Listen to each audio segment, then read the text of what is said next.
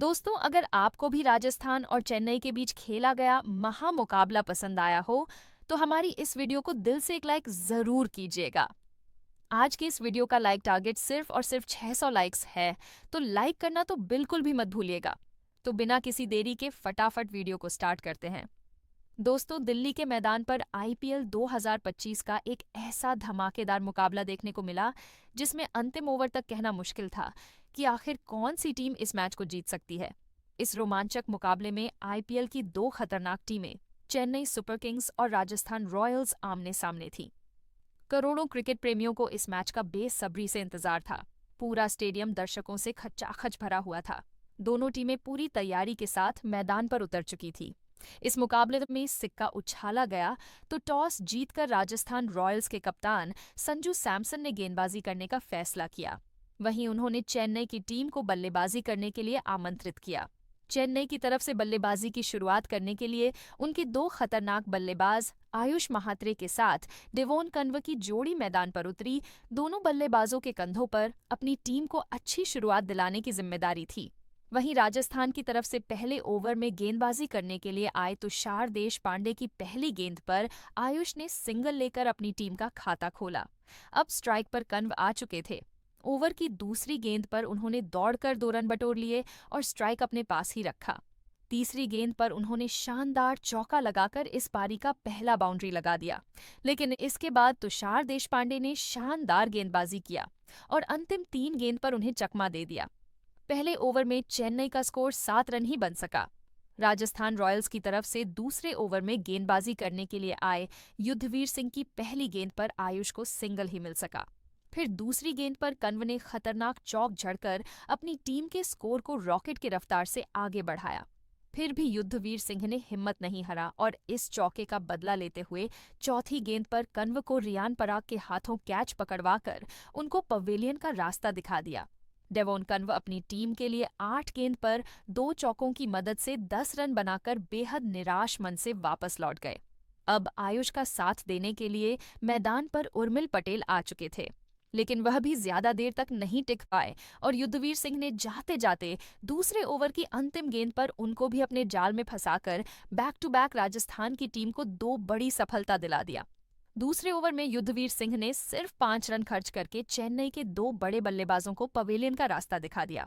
2 over की समाप्ति के बाद चेन्नई सुपर किंग्स का स्कोर 2 विकेट के नुकसान पर सिर्फ 12 रन ही बन सका था और विल पटेल का विकेट गिरने के बाद अब आयुष महात्रे का साथ देने के लिए मैदान पर बल्लेबाजी करने के लिए रविचंद्रन अश्विन उतर चुके थे।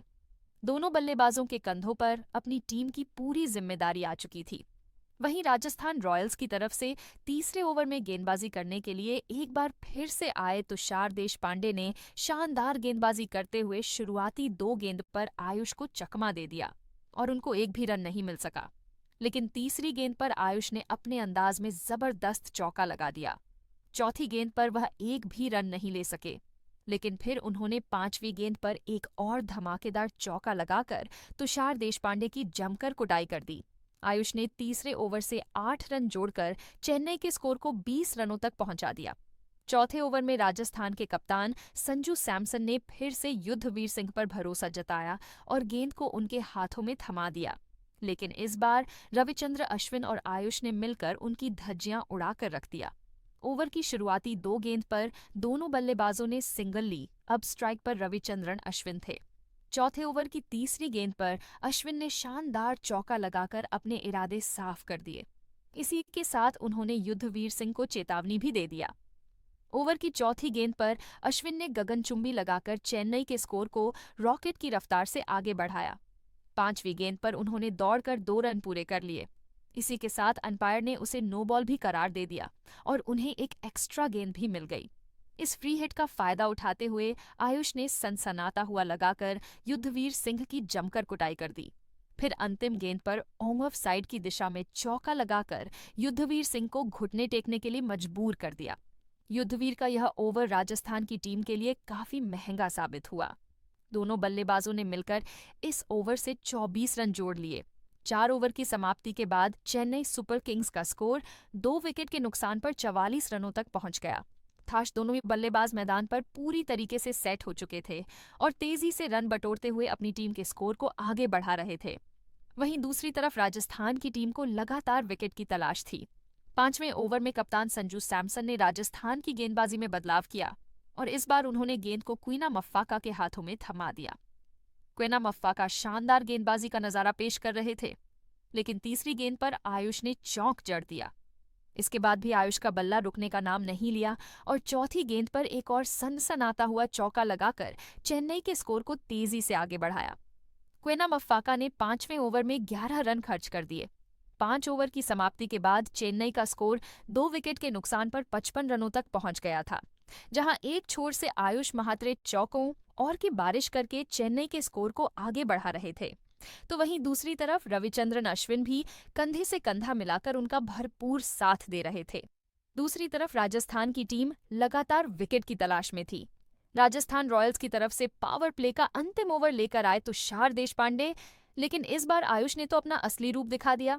6वें ओवर की पहली गेंद पर अश्विन ने सिंगल लेकर स्ट्राइक आयुष को दे दिया। स्ट्राइक पर आते ही आयुष ने ताबड़तोड़ अंदाज में रिवर्स स्वीप करके चौका लगा दिया। अगले गेंद को भी उन्होंने चौके में तब्दील कर दिया। इसके बाद भी उनका बल्ला रुकने का नाम नहीं लिया और चौथी गेंद पर भी चौका लगाकर तुषार देशपांडे को खून के आंसू रोने के लिए मजबूर कर दिया। आयुष की खतरनाक बल्लेबाजी को देखकर तुषार के होश उड़ गए। फिर भी उन्होंने अपना हिम्मत नहीं हारा और जबरदस्त वापसी करते हुए 5वीं गेंद पर आयुष को क्वीना मफ्फाका के हाथों कैच पकड़वाकर उनको पवेलियन का रास्ता दिखा दिया। इस तरीके से आयुष मात्रे की तूफान पारी का अंत हुआ। आयुष ने 16 गेंद पर 31 रनों का योगदान दिया था।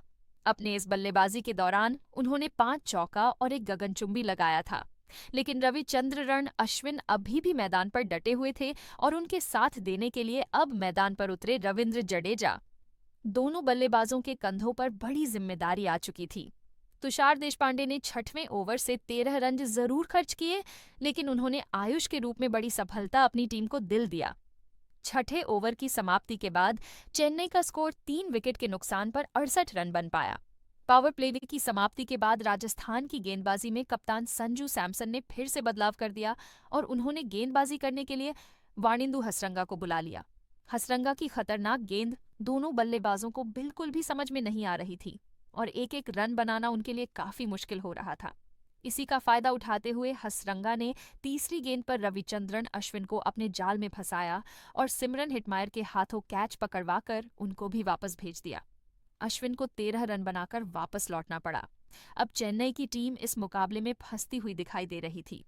अश्विन का विकेट गिरने के बाद चेन्नई की तरफ से बल्लेबाजी करने के लिए उतरे डिवोल्ट ब्रेविस। हसरंगा ने 7वें ओवर में शानदार गेंदबाजी करते हुए सिर्फ 3 रन ही खर्च किए।